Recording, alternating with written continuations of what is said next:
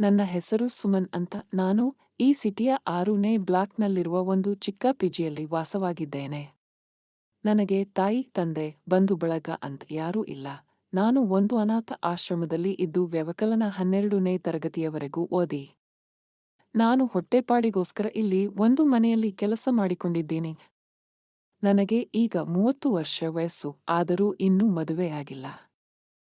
ನನಗೆ ಮದುವೆಯಾಗಿ ಆಮೇಲೆ ಮಾಡುವುದೆಂದರೆ ನನಗೆ ಸಹನೆ. ನಾನು ಅನಾಥ ಎಂಬ ಕಾರಣದಿಂದ ನನಗೆ ಯಾರೂ ಕೂಡ ಹೆಣ್ಣು ಕೊಡುವುದಿಲ್ಲ. ಮತ್ತು ನಾನು ಒಂದು ಅನಾಥೆಯನ್ನು ಮದುವೆ ಮಾಡಿಕೊಳ್ಳಲು ಹುಡುಕುತ್ತಿದ್ದೇನೆ.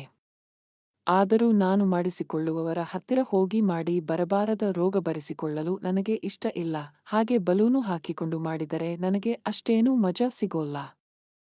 ಆದ್ದರಿಂದ ಇಲ್ಲೇ ಯಾವುದಾದರೂ ಆಂಟಿ ಸಿಕ್ಕಿದರೆ ಹಾಗೆ ಹೊಡೆಯಬೇಕು ಅನಿಸಿತು.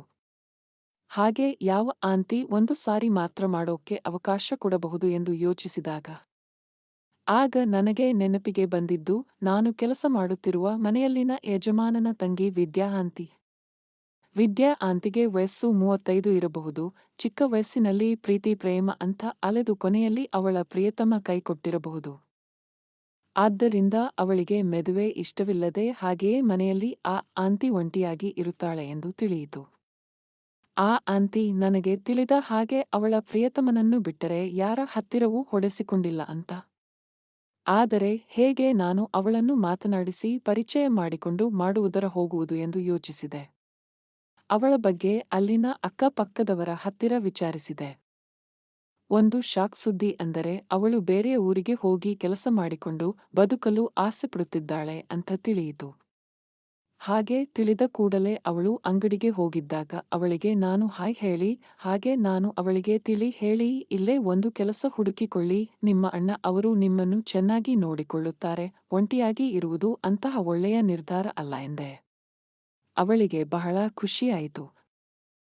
ಅವಳು ಹಾಗೆ ಮಾಡುವುದಾಗಿ ಹೇಳಿ ಕೊನೆಗೆ ಅವಳಿಗೆ ಇದೇ ಊರಿನಲ್ಲಿ ಕೆಲಸ ಸಿಕ್ಕಿತು.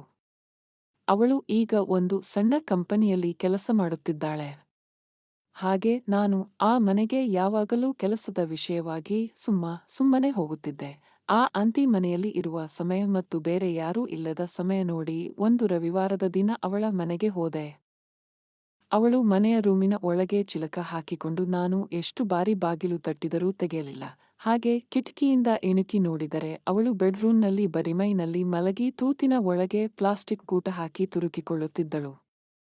ನನಗೆ ಆಗ ಚೂಲು ಹತ್ತಿತು. ಹಾಗೆ ತಡೆಯಲಾರದೆ ಬೆಡ್ರೂಮ್ ಕಿಟಕಿಯನ್ನು ಬಡಿದೆ. ಅವಳು ಹೆದರಿಕೊಂಡು ಯಾರು ಎಂದು ಕಿರುಚಿಕೊಂಡಳು. ಆಗ ನನಗೆ ಭಯವಾಯಿತು. ಆಗ ತಕ್ಷಣ ಬಾಗಿಲ ಹತ್ತಿರ ಬಂದು ನಾನೇ ಸುಮನ್ ಅಂತ ಹೇಳಿದೆ. ಆಗ ಅವಳು ಸರಸರನೆ ಒಂದು ಬಟ್ಟೆ ಹಾಕಿಕೊಂಡು ಬಾಗಿಲು ತೆಗೆದಳು. ನಾನು ಏನೂ ತಿಳಿಯದ ಹಾಗೆ ಸುಮ್ಮನೆ ಒಳಗೆ ಹೋದೆ. ಹಾಗೆ ಅವಳು ಅಡುಗೆ ಮನೆ ಒಳಗೆ ಹೋಗಿ ಟೀ ಮಾಡಿಕೊಂಡು ಬಂದು ನನಗೆ ಕೊಟ್ಟಳು. ನಾನು ಕುಡಿದು ಹಾಗೆ ಮಾತನಾಡಿಸುತ್ತಿದ್ದೆ. ಆಗ ನಾನು ಹಾಗೆ ಮಾತನಾಡಿಸುತ್ತಾ ಆ ಬೆಡ್ರೂಮ್ನಲ್ಲಿ ಏನು ಮಾಡುತ್ತಿದ್ದೀರಿ ಎಂದು ಕೇಳಿದೆ. ಅದಕ್ಕೆ ಆ ಆಂಟಿ ನೀವು ನಾನು ಏನು ಮಾಡುತ್ತಿದ್ದೆ ಎಂದು ನೀವು ನೋಡಿದ್ದೀರಾ ಅಂತ ನನಗೆ ಗೊತ್ತು. ಪರವಾಗಿಲ್ಲ ಬಿಡಿ, ನನಗೆ ಬಹಳ ಚೂಲಾಗಿತ್ತು. ನನಗೆ ಮಾಡುವವರು ಯಾರೂ ಇಲ್ಲ. ಇದ್ದಿದ್ದರೆ ಅವರು ನನ್ನ ಆಸೆ ಪೂರೈಸುತ್ತಿದ್ದರು ಎಂದಳು. ಹಾಗೆ ನನ್ನನ್ನು ಗುರಾಯಿಸುತ್ತಾ ಇದ್ದಳು. ನಾನು ಹಾಗೆ ಅವಳ ಎದೆಯನ್ನು ಗುರಾಯಿಸುತ್ತಿದ್ದೆ. ಹಾಗೆ ಅವಳ ಎದೆಯಿಂದ ಕೆಳಗೆ ಬಂದು ಅವಳ ಆ ಜಾಗ ಹೇಗಿರಬಹುದು ಅಂತ ಯೋಚಿಸುತ್ತಿದ್ದೆ. ಅವಳತ್ತಿರ ಹೋಗಿ ಅವಳ ಮೈಯನ್ನು ಮುಟ್ಟಿದೆ. ಕೇಳಬೇಕೆ? ಅವಳಿಗೂ ಇನ್ನಷ್ಟು ಚೂಲು ಹತ್ತಿ ನನಗೆ ಮುತ್ತು ಕೊಟ್ಟು ಹಾಗೆ ಬೆಡ್ರೂಮಿಗೆ ಕರೆದುಕೊಂಡು ಹೋದಳು. ಅವಳು ಮಂಚದಲ್ಲಿ ಹಾಗೆಯೇ ಮಲಗಿಕೊಂಡು ನನ್ನನ್ನು ಬಾರೋ ಎಂದು ಕೂಗಿದಳು. ನಾನು ಹೋಗಿ ಅವಳ ಪಕ್ಕದಲ್ಲಿ ಮಲಗಿಕೊಂಡು ಅವಳನ್ನು ತಬ್ಬಿ ಅವಳ ಬಟ್ಟೆಯನ್ನು ಹಿಡಿದುಕೊಂಡು ಹಾಗೆಯೇ ಮೇಲಕ್ಕೆ ಸರಿಸಿದೆ. ಅವಳು ಆ ಬಟ್ಟೆಯನ್ನು ಬಿಚ್ಚಿ ಹಾಗೆಯೇ ಬರಿಮೈನಲ್ಲಿದ್ದಳು. ಅವಳ ಗುಂಡು ಎದೆಗಳನ್ನು ಚೆನ್ನಾಗಿ ಚೀಪಿಕೊಂಡೆ ಮತ್ತು ಹಾಗೆಯೇ ಹಿಸುಕಾಕಿದೆ. ಅವಳು ಓಹೋ ಆಹಾ ಎಂದು ಕೂಗಾಡಿದಳು. ಹಾಗೆಯೇ ಅವಳ ಎದೆಗಳನ್ನು ಚೀಪುತ್ತಿದ್ದಂತೆಯೇ ಅವಳಿಗೂ ಇನ್ನೂ ಸ್ವಲ್ಪ ಕಿಕ್ ಹತ್ತಿತು. ಹಾಗೆಯೇ ಎದೆಗಳಿಂದ ಮುತ್ತುಗಳ ಧಾರೆಯನ್ನು ಎರಚುತ್ತಾ ಹಾಗೆಯೇ ಅವಳ ಕೆಳಗಿನ ಜಾಗಕ್ಕೂ ಕೂಡ ಒಂದು ಮುತ್ತು ಕೊಟ್ಟು ನೆಕ್ಕಿದೆ. ಅವಳು ತುಟಿ ಕಚ್ಚುತ್ತಾ ನರಳಿದಳು. ನನಗೆ ಇನ್ನಷ್ಟು ಕೀಟಲೆ ಮಾಡಬೇಕು ಅಂತ ಅನಿಸಿತು. ಹಾಗೆಯೇ ವಿದ್ಯಾಳ ಕಾಲುಗಳನ್ನು ಹರಡಿಸಿ ಅವಳ ಆ ಜಾಗದಲ್ಲಿ ನನ್ನ ಅಮೃತ ಹಸ್ತದಿಂದ ಉಜ್ಜಾಡಿದೆ. ಮತ್ತು ನನ್ನ ಬೆರಳುಗಳನ್ನು ಅವಳ ಆ ಜಾಗದ ಒಳಗೆ ಕೈಬಿಟ್ಟು ಹಾಗೆಯೇ ಬೆರಳುಗಳಲ್ಲೇ ಒಳಗೆ ಹೊರಗೆ ಮಾಡುತ್ತಿದ್ದೆ. ಅವಳ ಆ ಜಾಗ ಒಂದು ಬಾರಿ ಒಡೆದಿದ್ದರೂ ಬಿಗಿ ಆಗಿಯೇ ಇತ್ತು. ಅವಳು ಹಾಗೆ ಎದ್ದು ನನ್ನ ಬಟ್ಟೆಗಳನ್ನು ಎಲ್ಲ ಬಿಚ್ಚಿದಳು. ಆಗ 6 ಇಂಚು ನಿಗುರಿ ನಿಂತಿದ್ದ ನನ್ನ ಗೂಟವನ್ನು ಕೈಯಿಂದ ಹಿಸುಕಾಕಿ ಹಾಗೆ ಬಾಯಿ ಹಾಕಿ ಸವಿದಳು. ನನಗೆ ಇಂತಹ ಸುಖ ಇದುವರೆಗೂ ದೊರೆತಿಲ್ಲ. ಹಾಗೆಯೇ ಚೀಪುತ್ತಾ ನನ್ನ ದೊಣ್ಣೆಯನ್ನು ಪೂರ್ತಿಯಾಗಿ ಅವಳ ಬಾಯಿಯ ಒಳಗೆ ತುರುಕಿಕೊಂಡು ಜೋರಾಗಿ ನೆಕ್ಕಿ ನೆಕ್ಕಿ ಸವಿದಳು. ನನಗೆ ಎಲ್ಲಿ ಈಗಲೇ ರಸ ಚಿಮ್ಮುವುದೋ ಅನಿಸಿತು.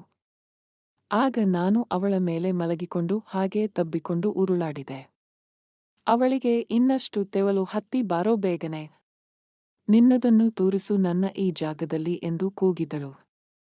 ಆಗ ಅವಳ ಕಾಲುಗಳನ್ನು ಹರಡಿಸಿ ಅವಳ ಆ ಜಾಗದಲ್ಲಿ ಒಳಗೆ ನನ್ನ ದೊಣ್ಣೆಯನ್ನು ಬಿಟ್ಟು ಹೊಡೆಯಲು ಶುರು ಮಾಡಿದೆ. ಅಂತಿ ಏನೋ ನಿನ್ನ ಗೂಟ ಇಷ್ಟು ದಪ್ಪ ಇದೆ ಅಂದಳು. ನಾನು ಅವಳ ಆ ಜಾಗದ ಒಳಗೆ ನನ್ನ ಗೂಟ ತುರುಕಿದ್ದಂತೆಯೇ ಹಾಗೆಯೇ ಉರುಳಿ ಏಟು ಹಾಕಲು ಶುರು ಮಾಡಿದೆ. ನನ್ನ ಹೊಡೆತಕ್ಕೆ ಅವಳು ಉಗುರು ಬಿಟ್ಟ ಬೆರಳಿನಿಂದ ನನ್ನ ಬೆನ್ನನ್ನು ಪರಚುತ್ತಾ ಸುಖ ಪಡೆಯುತ್ತಿದ್ದಳು. ನಂತರ ಆಂತಿ ಹಿಂದಿನ ಜಾಗವನ್ನು ಬೆರಳುಗಳನ್ನು ತೂರಿಸಿದೆ. ಆಮೇಲೆ ಅವಳು ಮಂಚದಿಂದ ಇಳಿದು ಬಗ್ಗಿಕೊಂಡು ನಿಂತುಕೊಂಡಳು. ನಾನು ಆಗ ಅವಳ ಹಿಂದಿನ ಜಾಗದಲ್ಲಿ ನನ್ನ ದೊಣ್ಣೆಯನ್ನು ಬಿಟ್ಟು ನೂಕಿದೆ. ಆಹಾ, ತೂತಿನ ರಸ ಗೂಟಕ್ಕೆ ಅಂಟಿಕೊಂಡ ಕಾರಣ ಸಲೀಸಾಗಿ ಒಳಹೊಕ್ಕಿತು. ಆಹಾ, ಸಖತ್ ಆಗಿ ಬಂಡೆ ಎತ್ತಿ ಕೊಡುತ್ತಿದ್ದಳು. ಆಗ ನಾನು ಹಿಗ್ಗ ಮುಗ್ಗ ಏಟು ಹಾಕಿದೆ. ಅವಳು ಆ ಬಡಿಯು ನನ್ನ ತೂ ಕೆಂಪಾಗೋ ತನಕ ಬಾರಿಸು ಅಂತ ಎದೆ ಹಿಚುಕಿಕೊಳ್ಳುತ್ತಿದ್ದಳು. ನಂತರ ಅವಳು ಮಂಚದಲ್ಲಿ ಮಲಗಿ ಹರಡಿಸಿಕೊಂಡಳು. ನನಗೂ ತೀರದ ತೆವಲು. ಅವಳ ಆ ಜಾಗದ ನಾಳದಲ್ಲಿ ನನ್ನ ದೊಣ್ಣೆ ಬಿಟ್ಟು ತೂರಿಸಿ ಇನ್ನಷ್ಟು ಜೋರಾಗಿ ಹೊಡೆದೆ. ಆಗ ಪಟ್ಟನೆ ರಸವು ಅವಳ ಆ ಜಾಗದ ನಾಳದ ಒಳಗೆ ಸೇರಿತು. ಆಗ ಸ್ವಲ್ಪ ಸಮಾಧಾನ ಆಯಿತು ನನಗೆ. ಹಾಗೆಯೇ ಅವಳಿಗೆ ಮುತ್ತುಗಳನ್ನು ಇಡುತ್ತಲೇ ನಾನು ನನ್ನ ಬಟ್ಟೆಗಳನ್ನು ಹಾಕಿಕೊಂಡು ಅಲ್ಲಿಂದ ನನ್ನನ್ನು ಯಾರೂ ನೋಡದಂತೆ, ಯಾರಿಗೂ ತಿಳಿಯದಂತೆ ಮೆಲ್ಲನೆ ನನ್ನ ಮನೆಗೆ ಹೋಗಿ ಸೇರಿದೆ. ಹೀಗೆ ತುಂಬಾ ದಿನದ ಆಸೆ ಆ ರವಿವಾರದ ದಿನ ನೆರವೇರಿತು.